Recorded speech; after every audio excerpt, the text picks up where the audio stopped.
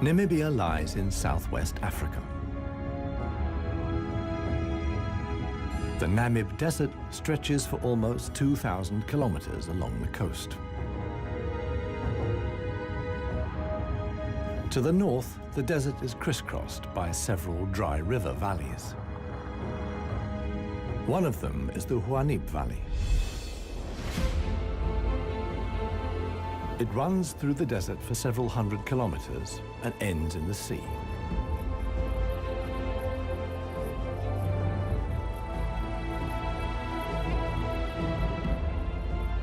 Water flows here once, at most twice a year. Only deep-rooted plants like anna trees can survive here. Only here, within the valley, can mammals exist in the long term. It is the home of the desert elephants.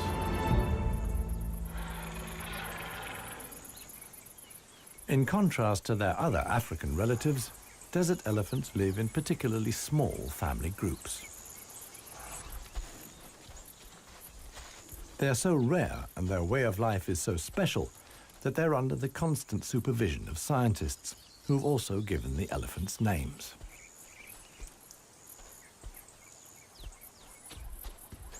The head of this family is alpha cow Clarissa. The animals don't leave her side for a moment. Only Clarissa knows how to survive in this extreme environment. The shoots of the anna tree are now ripe.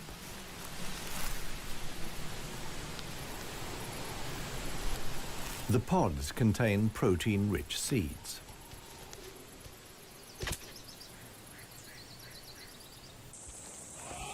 Clarissa has known every one of these trees since her childhood.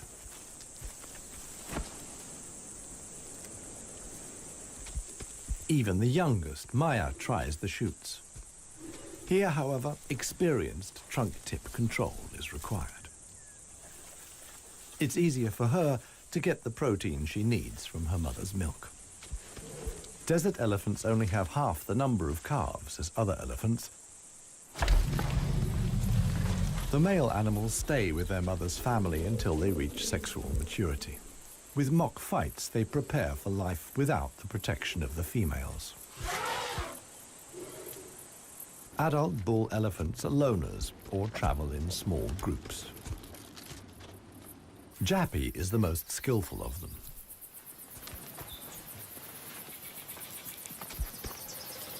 His younger brother watches enviously as Jappy brings down apparently unreachable branches from the tree.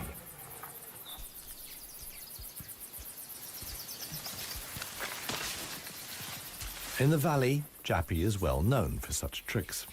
He learned them from his father. Friendship among bull elephants has its limits. Jappy is certainly not willing to share his branch with his younger brother.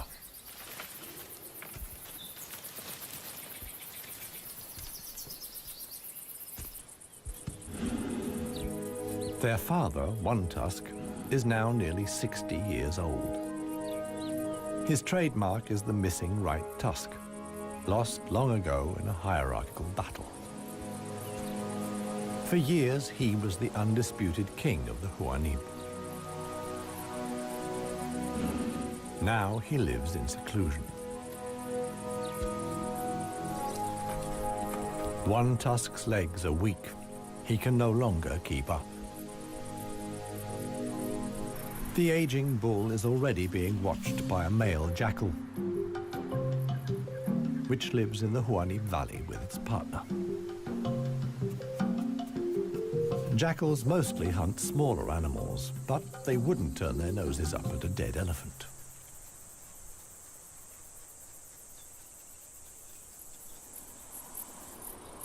In a side valley, Clarissa has discovered a further source of food. There's a wide selection of bushes, grasses, and herbs.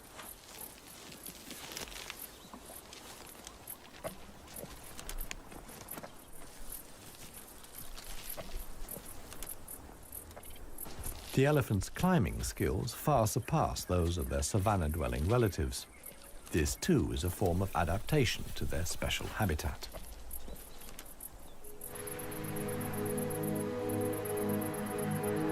Old One Tusk has at last reached one of the anna trees in the Huanib Valley.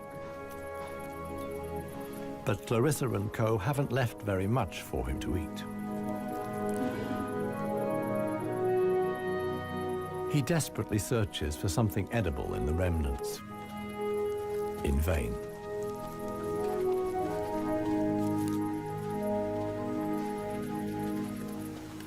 For the inhabitants of the Namib, survival is hard. They're used to going for long periods without water. Many get liquid from their food or know secret sources of water. Regardless of size, every green leaf contains a minimum of liquid worth harvesting.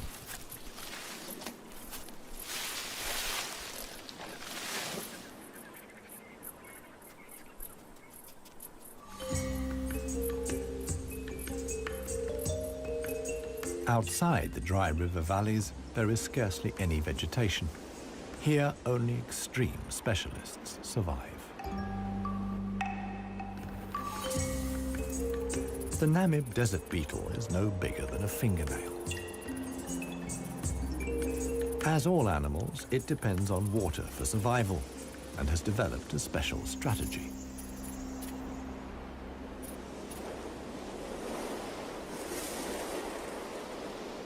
Even the tiniest traces of dampness in the air condense on its carapace. In time, a drop forms, which then flows directly into the beetle's mouth. This way of life limits the distribution of desert beetles to those parts of the desert that see fog. But where does the fog come from? The Namib is one of the few deserts in the world that stretch to the sea. The cold Benguela Current from the Antarctic cools the seawater to a temperature of 12 degrees Celsius. When the water reaches land, it evaporates in the warm desert air. Around 200 days a year, the desert is wreathed in mist, which sometimes extends hundreds of kilometers inland into the dry river valleys.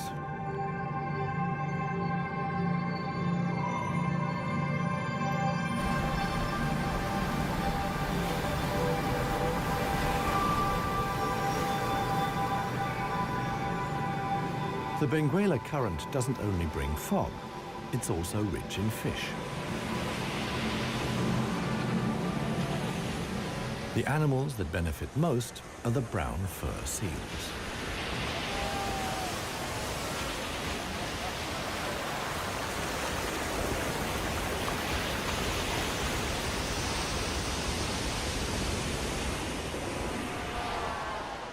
Their colonies are often home to 100,000 animals.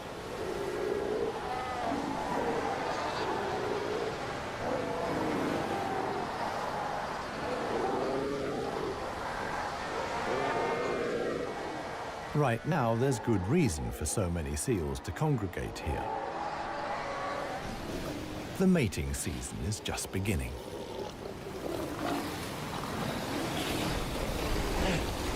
Everywhere, bulls are fighting for the right to mate.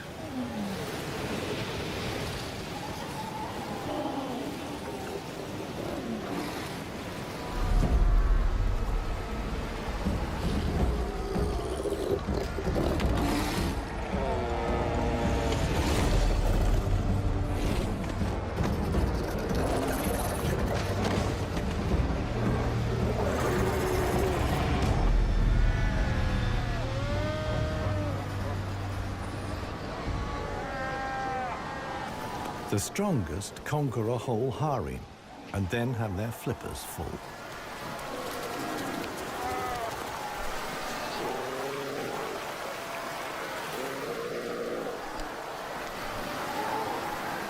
After mating, the males disappear into the sea. they're not involved in bringing up the young. The fog sometimes penetrates as far as the Huaníp Valley.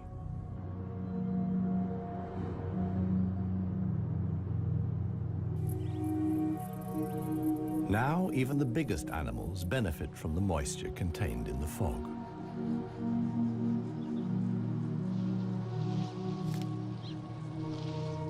Jappy and his brother can take on a lot of liquid from the drops of dew on the plants they eat. This allows the elephants to go without water for up to 4 days at a time. The pair are still on the move together. This will soon change.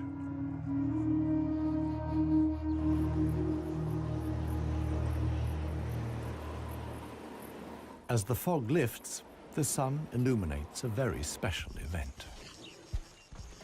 Families of elephants from other dry river valleys are on their way to the Huaníp Valley.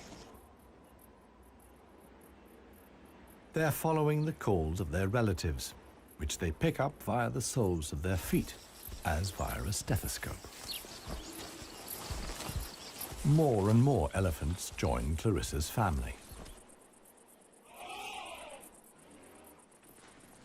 Some of the animals haven't seen each other for years and exchange affectionate greetings. Jappy and his brother are also aware of the arrival of the females.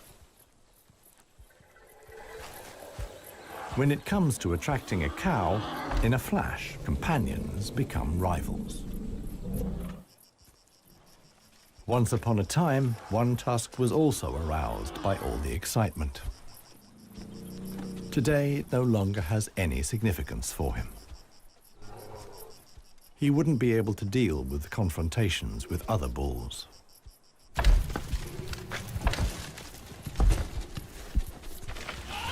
His sons and grandsons, on the other hand, are very excited. For them, it's important to make the most of the female's willingness to mate and prevent others from taking advantage. In the end, however, Jappy only manages to achieve his goal by means of a trick. He abducts the alpha cow, Clarissa.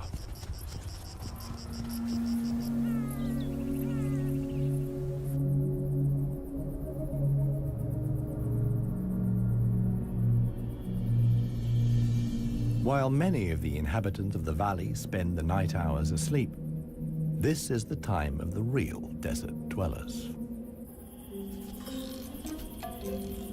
The Namib sand gecko is only active at night. In the darkness, the little predator looks for crickets and spiders.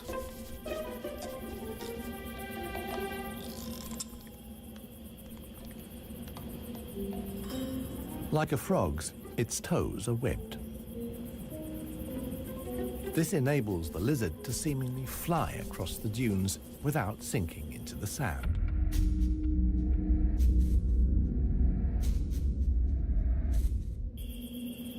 But it also needs to be on the lookout.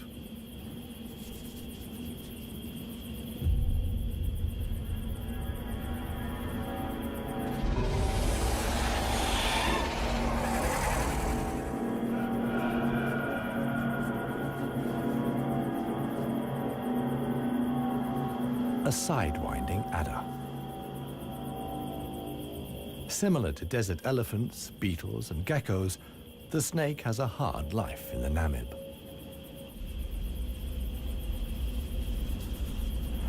It has to hunt successfully to survive.